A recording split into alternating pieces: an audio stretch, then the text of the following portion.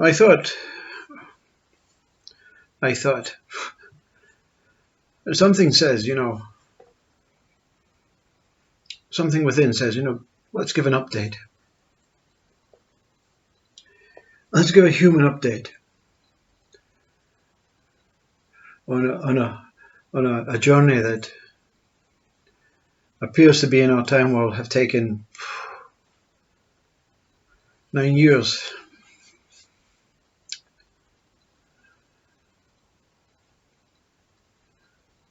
Not for any purpose or reason, just to kind of try and capture for my own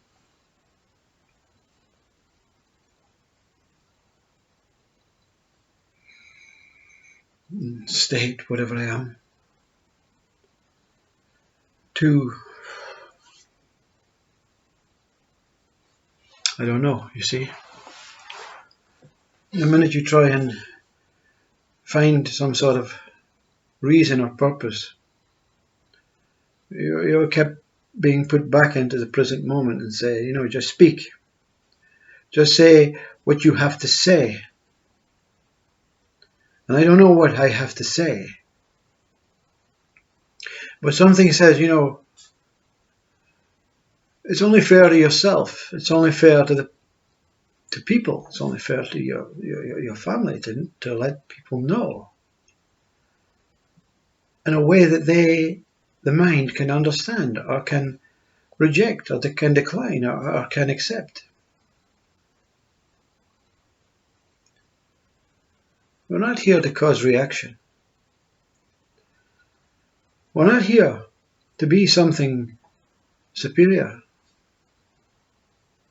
Of course, when I say we, that is the findings. So I want to replace we with I am not here to get a reaction. I'm not here to be something superior. I'm not here for any way that the mind thinks I am here. And that's quite a profound statement to make. I'm not here for anything that the mind thinks I am here. So what is being said is whatever I am has transcended this human mind and is speaking from a mind that is not, or up to now has been speaking as a mind that is not acceptable, not tolerable, not able to connect with that land conditioned mind that I also had and still have partly. But something says, speak as a human mind. Tell them in a story that they understand.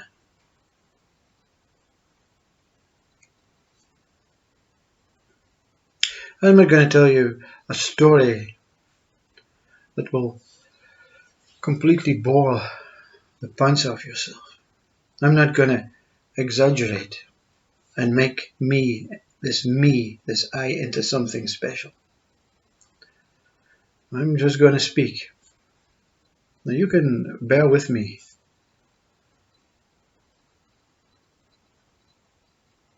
It really matters not what we do or achieve in this world. I achieve in this world. Because the world has been seen through. The world now is no longer the most pertinent thing. It has been bypassed, you see. Funny thing is, I've also had a heart bypass at the same time. So now there are new directions, new paths, new ways, which I can only accept and give hope that they're as sweet as the way that my human life has been. Gratitude is the most, or the best way to reflect what God wants to hear. God only wants to hear thank you. Doesn't want to hear thank you for this, thank you for that, thank you for my partner, thank you for all these things, thank you for the gift, thank you for life. God just wants to hear thank you. So it is with gratitude that I am able to respond to this, whatever it is that is within that's saying, just speak. I'm grateful for the privilege to be here. I'm grateful for the technology to allow something to be, I wouldn't call it shared, because you already know. You see, we're already looking from the same place. We are what we think is outside of ourselves, beyond, universal. We are everything that we think we are, and more. Dreams and imaginations are real. There are other aspects of ourselves. In this dream, it is infinite. It is no beginning and end. And we will come in and out of this dream with total presence, total pride, total humble to serve whatever it is that we have to serve. So I may struggle.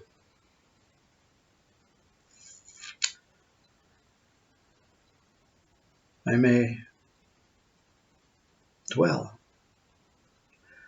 I may do all the things that are judgmental to your mind during this short video. But it is with true gratitude for listening. It is with true gratitude for being able and being revealed to. God didn't reveal itself to me. I revealed myself to God. You see? You don't walk forward and say, God, I want to know you. Come here. Where are you? You say, look, here I am. And I am willing to wait billions of centuries for you to cast your eye on me. And that's all that's taking place. All those that are not born into human form right now are waiting for consciousness and God, or God consciousness, to come and say, yeah, you next. So don't go into the life thinking I'm a failure. We will experience these things. Mind experiences all states. Go into the life with pride and honor.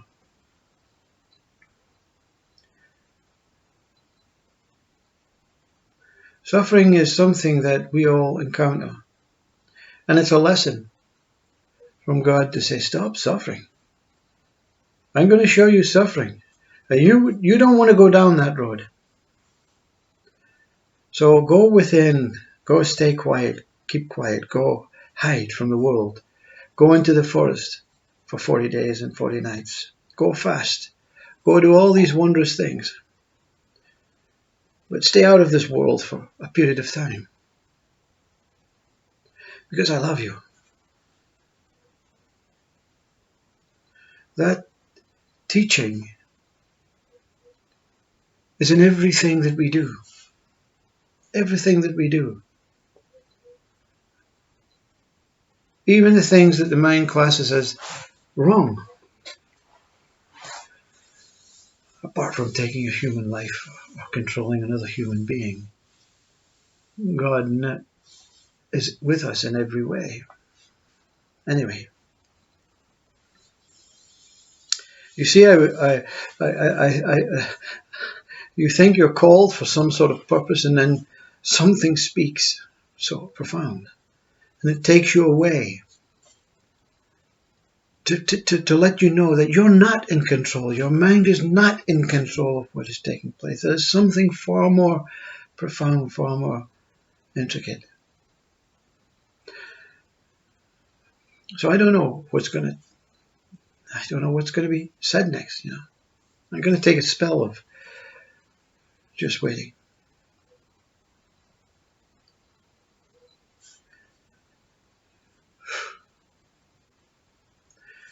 In 2010, I experienced the biggest depression. I was that guy that wanted to change the world for all the right reasons. All the right reasons. But there was something inside that was blocking.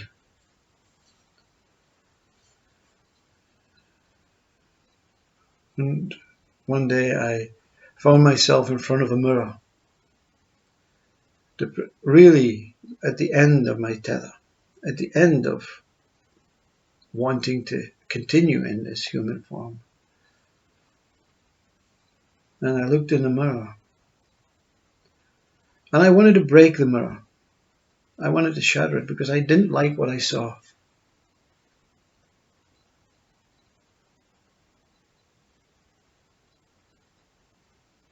So I kicked the mirror. And a big shard of glass grew off. Look at this size. And I says, perfect. Now I have what I need to end this. And I looked in the mirror and I said, I never liked you. I never liked you. I didn't trust you. So now I have the opportunity to get rid of you and be free.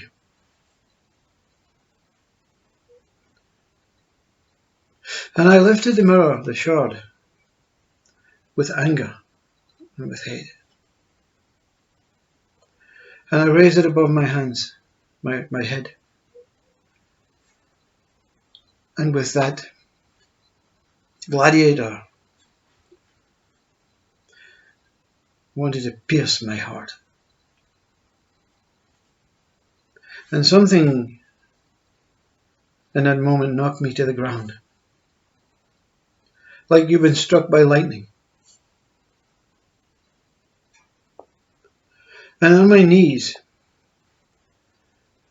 I saw in front this, no alcohol, no drugs, no addiction, no medication, nothing. No psychedelic aids or whatever. No needs. And when I was on my knees, I saw this shard of glass in front of me thinking, what the hell is that? And then this thing, like your whole body is you are lifted out of your whole body. And I thought I was dead. I didn't go and see all these lights and wondrous things. There was no looking down on the body or anything. There was just this burden, this heavy weight had been lifted. I was everywhere. I stretched within the room, out of the room, above the house, everywhere. I thought I was dead. I thought maybe heart attack. And then this joy overwhelmed. This beautiful liquid love started rising at my, I don't know if it was my feet or from above or whatever, but it was absolute pristine paradisial love. I never felt so free in my life, and I don't feel any less or more freer now.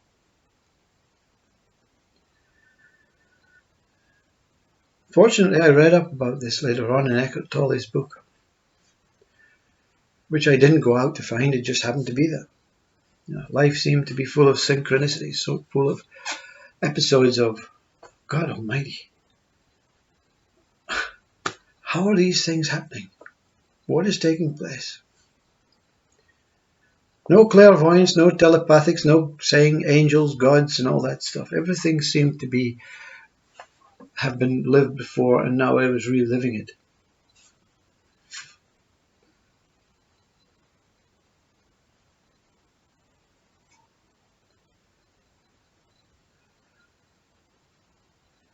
And then the next few years are vague, beautiful. And then I started living I live in the countryside, and I started walking. And I found myself walking. There was no walker. There was no destination. There was no purpose. There was no nothing. Everything was just flowing. Some people were saying it's a brain chemical imbalancement reaction. And I said, okay, yeah, I can accept all these things, but something has been exposed. Not a God, not consciousness, but something has been exposed about myself. The ego has been rumbled. Because when I looked in the mirror with the shard of glass in that last moment, I asked the mirror, I says, who the hell am I? I'm not you. So who am I? The question that all the saints, all the gurus continually offer you, even Christ. And let's go to Christ. Let's not participate with some of the story. One day in my room, I found myself sitting. And this light, which was the sun, enshrouded the room. I closed my eyes and I said, I don't know what to do anymore. I'm full of love, full of joy, full of emptiness, full of nothingness, full of bliss. I have completely transcended that mind. But I don't know what to do. And the spirit entered the room. But it didn't enter the external room, it entered the internal room and took over. And I didn't know its name. I didn't know what it was. I didn't know what it was doing. And you know what? You watch videos nowadays and you say aliens are taking over. Was it an alien? If it was an alien, I want to be with the aliens because it was absolutely beautiful. Absolutely incredible. This love that it spewed into my being. So I found myself walking. Again and again and again, walking everywhere. Nothing had names anymore. There was no attachment to names, individual trees and fields. Everything was just the same moment, the same walking. Like you were walking an hour. And then I found myself being guided. Like the walk would be changing. It's like, well, why am I walking here? But the body would just participate. The mind would say, okay, yeah, that's where we're going to go. That's where we're going to go. And I ended up in this forest. And then the whole Christ thing that I didn't know about at that time makes sense. I found myself watching, sitting in the trees in complete silence. In that Scottish, wondrous, mysterious place. And I remembered at that time in 2004, my Reiki master had a vision that I would, on the first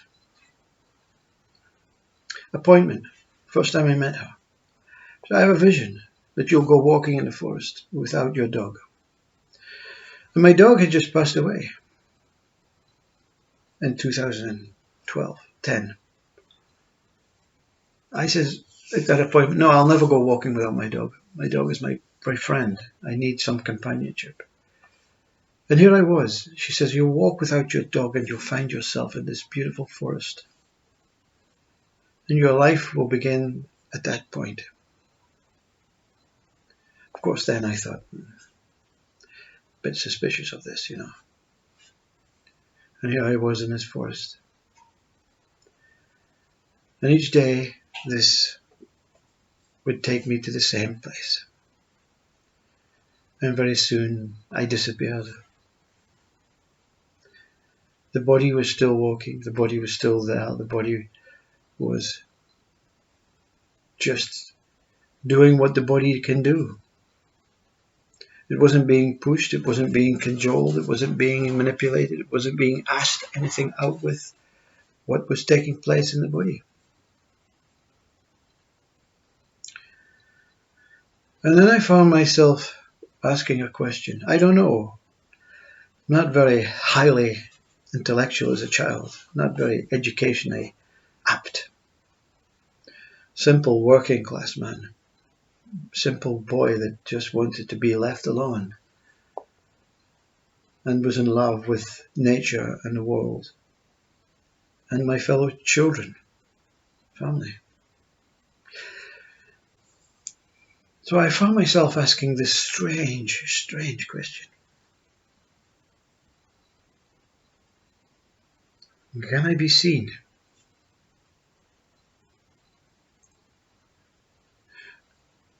Can I be seen?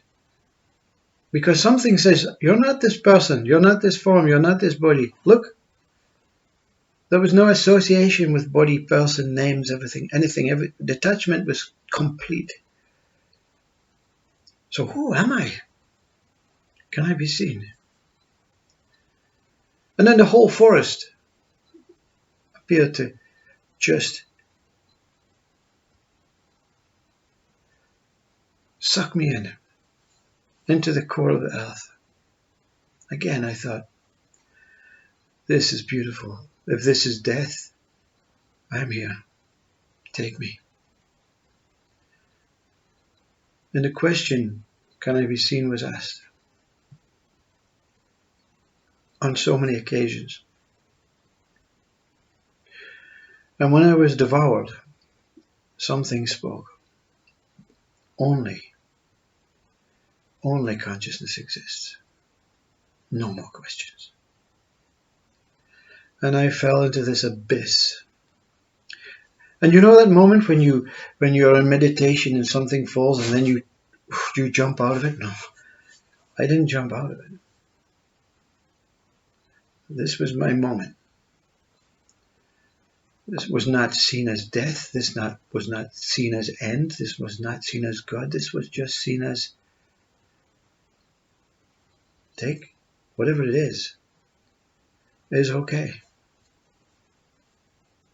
This is life.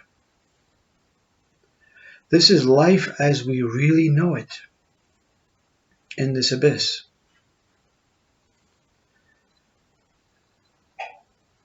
A few months later, still in the forest,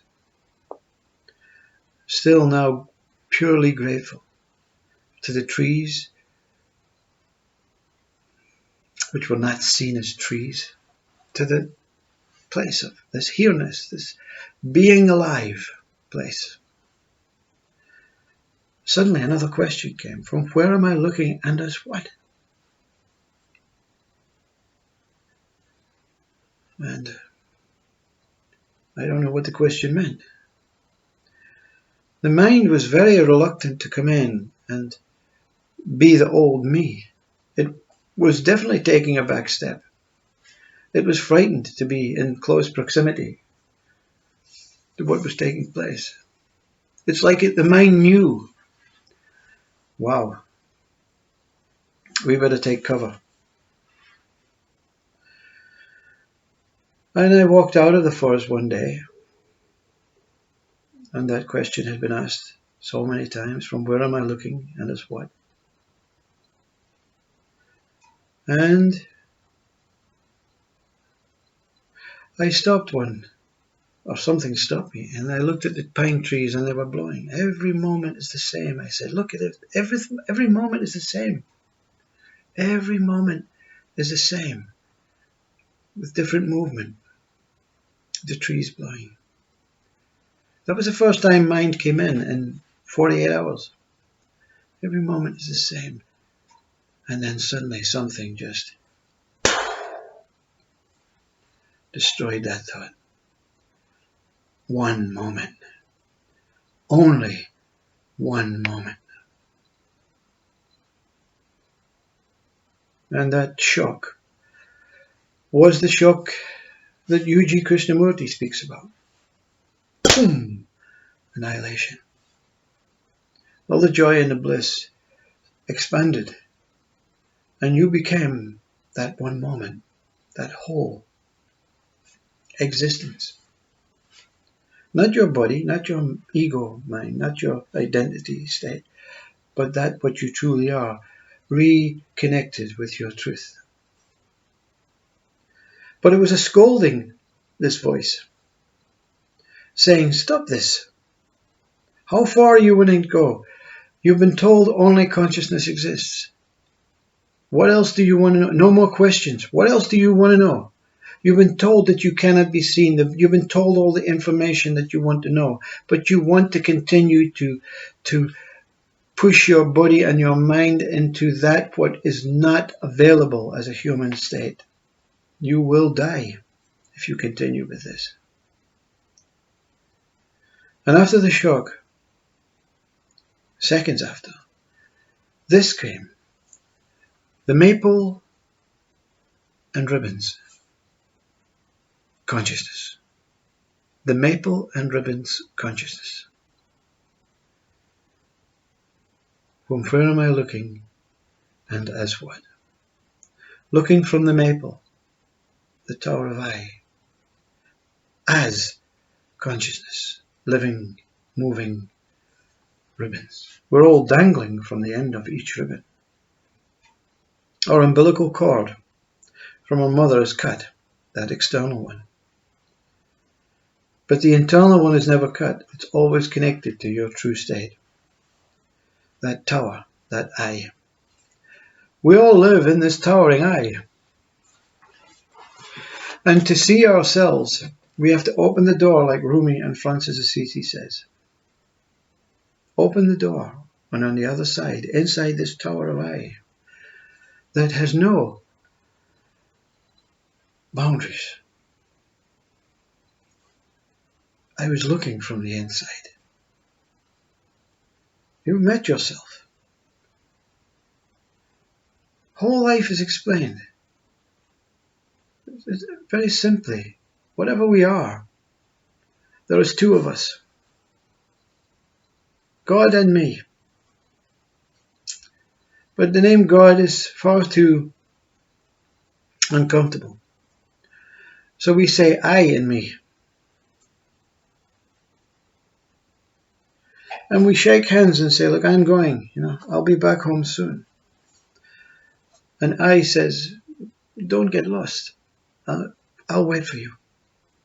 In fact, I'll be with you, holding your hand.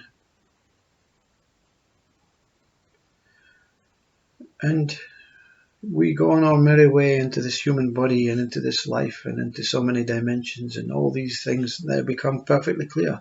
Everything that we think about is taking place. Everything that our mind can make up will eventually take place.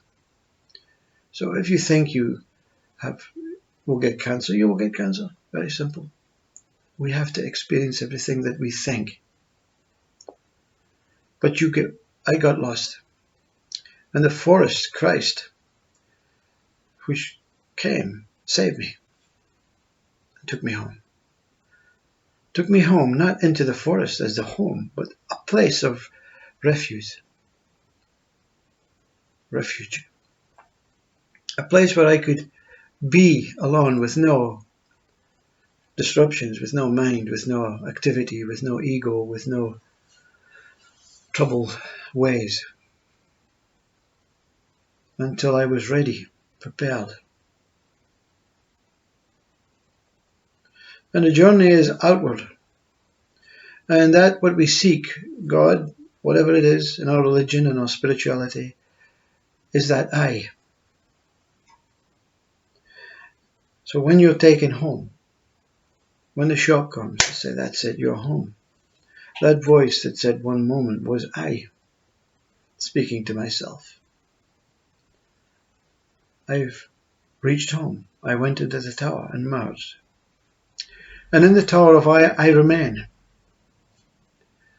No more need to go out and journey. No more need to go out and be here.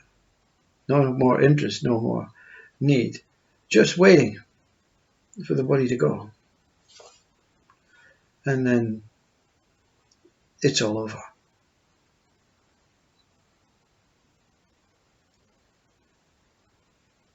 Christ said to me much more years after that, came into the room and said, I showed you the way.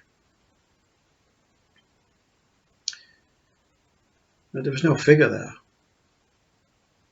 There was just a voice.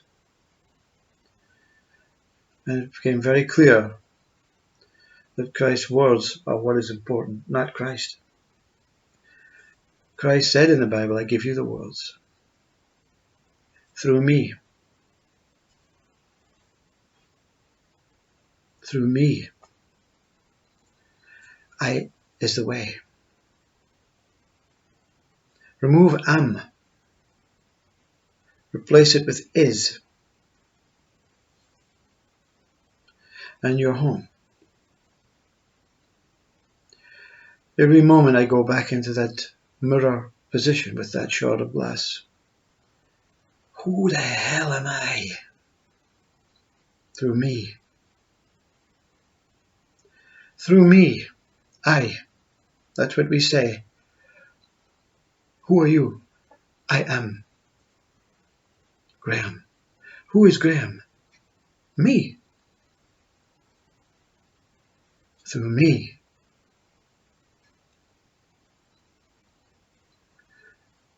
Who am I? The question.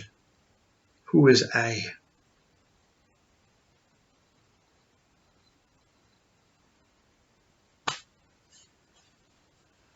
The way. The way is I.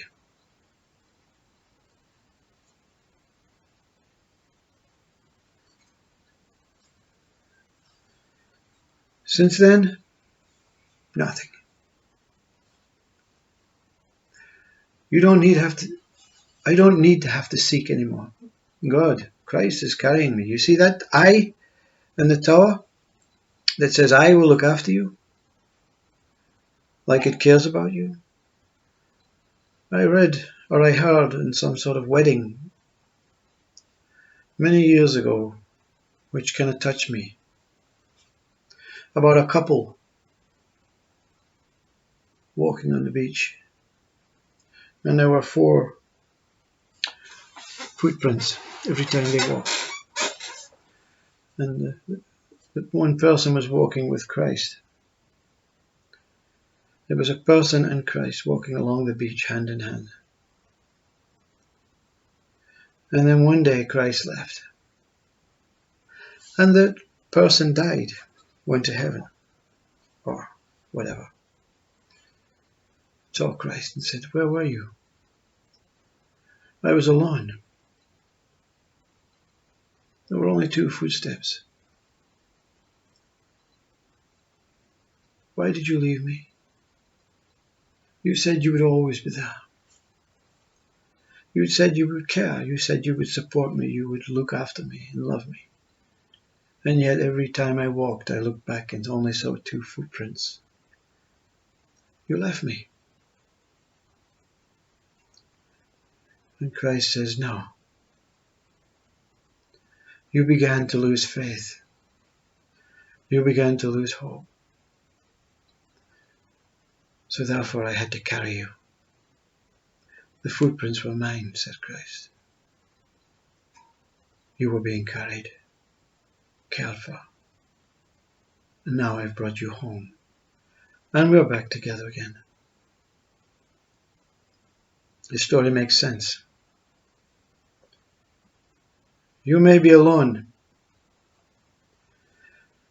Physically, mentally, psychologically, spiritually, religiously. You may be in the forest, but you're never alone. You're never alone.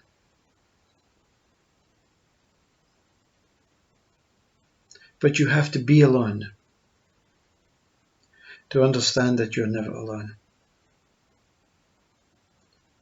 So the way for this me, this person, this man, to discover myself was to question myself, to not accept what the world had been telling me for years and years, that I was this person, this man, this Graham, that I was here, I would die, I would have to work, get married and all that stuff. This stuff is great. This stuff is part and parcel of being human. This is what we are. This is what we have created in our own mindset. But when you've had enough, when you've seen enough, when you have fulfilled the role of being a human, we need to find a way out before the body goes out. Because when the body goes out, there's no mindset to work out what's going on. So you fall into that same samsara trap. Oh, well, I'll just have to find my way back again and then get lost. And then this time I'm going to use my body well. I'm going to use my body in its complete way. No, that's about it,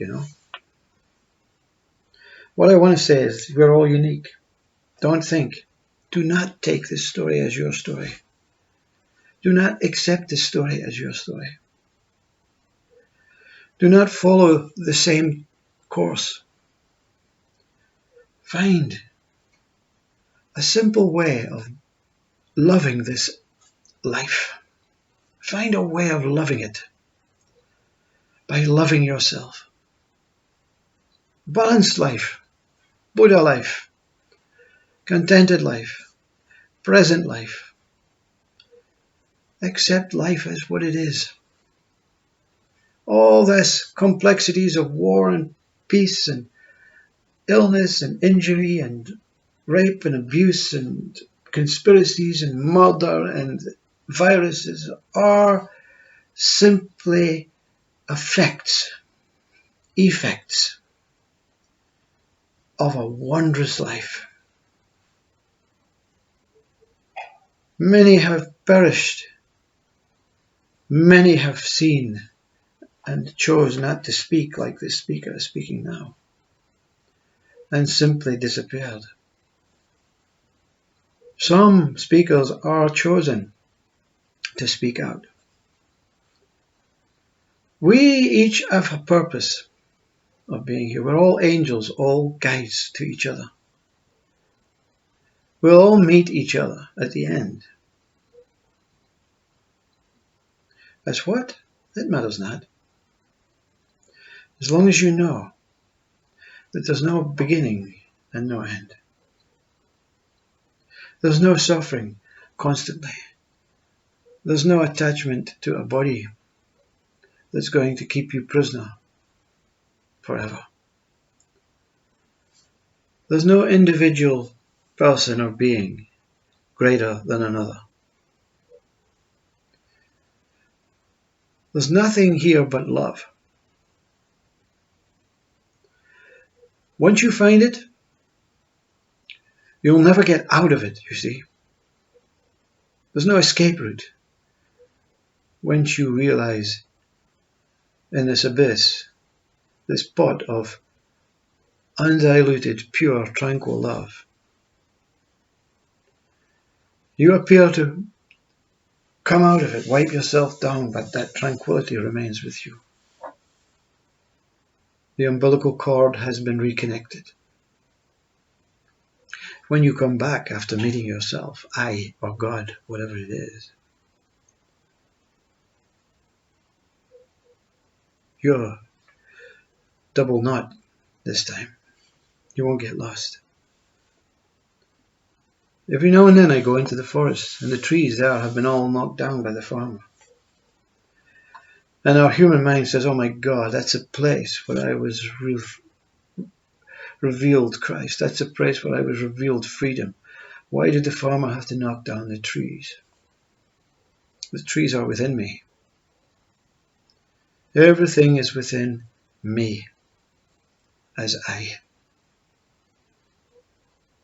You cannot escape from truth.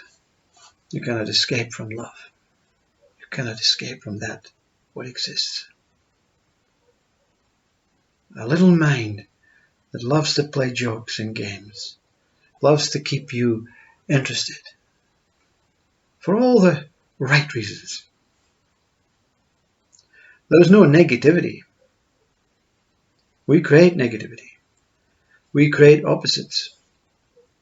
We create out and in. And realistically, we're neither out nor in. We are all whole, complete. And I want to leave you with this one moment, this voice, only one moment. Where is it? Where is it? Where can it be found? Is it inside? Is it up there? Is it in the water? Is it in the breath? This one moment is now. The experience was the same as Eckhart Tolle. The result the same, only here and now. And you associate with so many speakers now. Ram Dass, be here and now. What a man, what a beautiful saint. Not because he's any special, because he confirmed. U.G. Krishnamurti comes across as that rebellious, no, don't believe anyone. But the shock finished questions off. So you have a bit of Ram Dass in you, you have a bit of U.G. Krishnamurti in you, you have a bit of Buddha in you, you have a bit of Christ in you, you have a lot of Christ in you. You have a bit of Eckhart Tolle with you, Mooji, Papaji, Ramana Maharshi, all these things, because everyone is speaking the same tongue, everyone is speaking the same language, all in different time elements, different ways, different methods, different cultures, different forms. But we're all heading for the same place. Out into this world, this universe of absolute magnificence, to witness and see that what is created for me to witness and see. We adapt a mind that can experience an emotional sensory body that gives a wee bit of more of a flavour than the animals, than the trees.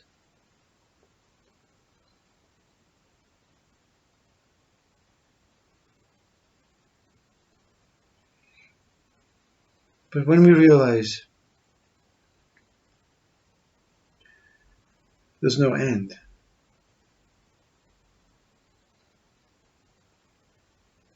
everything merges as one. And you say, thank you. Thank you, God. Whoever you are, whatever you are. Whatever I am, whatever speaks, whatever does, creates existence, whatever it is. Thank you profoundly for simply being here. As a body, as a man, as a spirit, as a soul, as a part of the universe, as the core of life, as the light and love of consciousness. I exist. Thank you.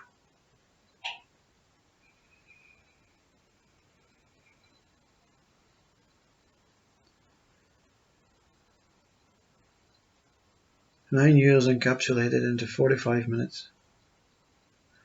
Oh, there were wondrous other things, out of bodies and all that stuff, and Christ, voices, experiences, into the beyond, all that stuff. But that's ego, you see.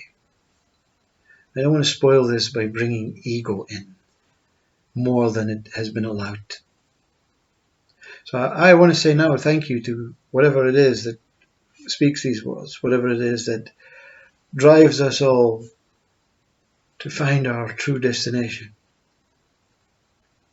The destination where we're never not looking from. The destination home. Home. We call Om. OM stands for one moment. Om.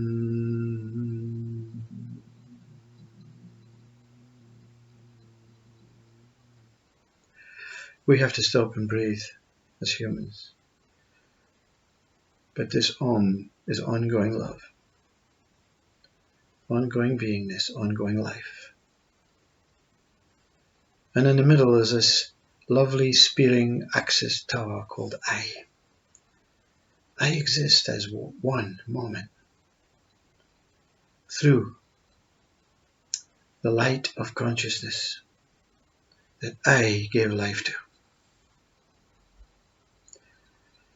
Namaste Om. I hope this makes sense. I hope you don't dislike me. I hope you don't like me. I hope you find some true peace,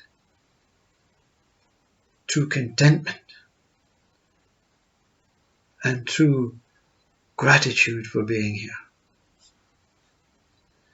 Because whatever you are, in whatever moment, within that moment, that presence, that awareness that we all are. Christ used to have his arms open. I, consciousness, Father, Mother.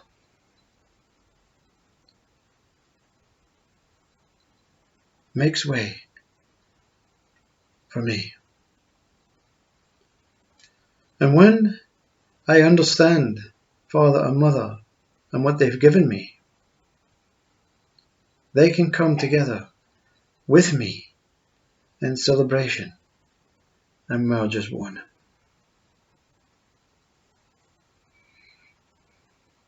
Love.